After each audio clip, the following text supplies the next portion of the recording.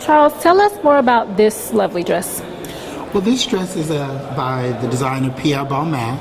The House of Balmain is still open today, and it's a very popular house right now. They recently did a very wildly successful jacket last fall that was shoulder padded with a lot of sequins that Beyonce and a lot of celebrities wore, very military inspired, and it was sort of like the jacket of the season. And so they're still a very viable house, which also tells you that the history of couture is still, these companies are still thriving on their past reputation but creating new things. But what's so spectacular about this particular dress by Balmain is that it is a great example of the workmanship of haute couture at that time and still to this day.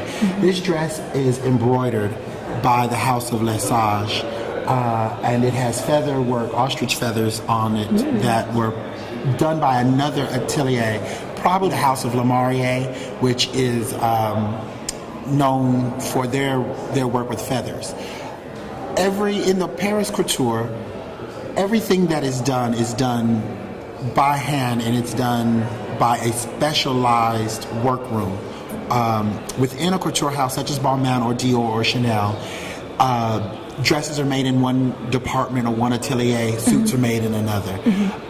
The things that are applied to it, like the crystals, the thread embroideries, the feathers, those are all done by what the French call métiers, which is, the English translation is sort of crafts or craftsmen.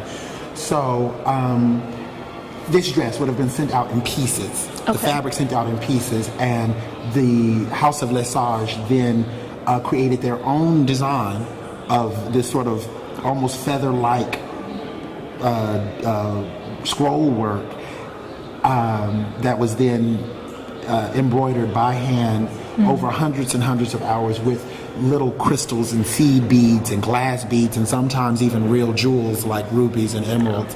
And then because we know that the couture is very specialized in that way, it was probably then sent out to Lemarié or whatever feather house was commissioned to work on this piece, and each ostrich feather was glued and or sewn on by hand. So it's not even though it looks like it's a whole plume of a feather, it's actually individual feathers, one by one. And if you get really close, you can see that it's one by one inserted in between the hand-sewn crystals. So a piece like this is just, this can't happen today. I mean, it can't happen in the way that we understand fashion to come about. There's no ready-to-wear equivalent for this.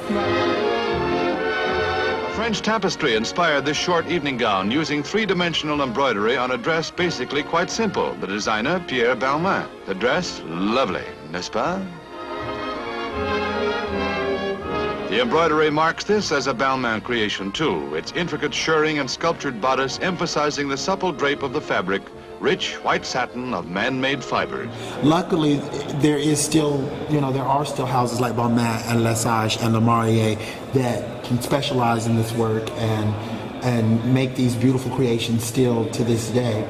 At a great cost, but well worth it for the quality and the artistry that you're getting with a beautiful gown like this. Okay, and so today, like the celebrities that we know, who do you see wearing a piece such as this? I would assume to a red carpet event. Who do you see wearing something like this? Well, actually, I mean, it sort of slightly reminds, definitely Sarah Jessica Parker. She's definitely one of our current celebrities that loves vintage couture. Yes.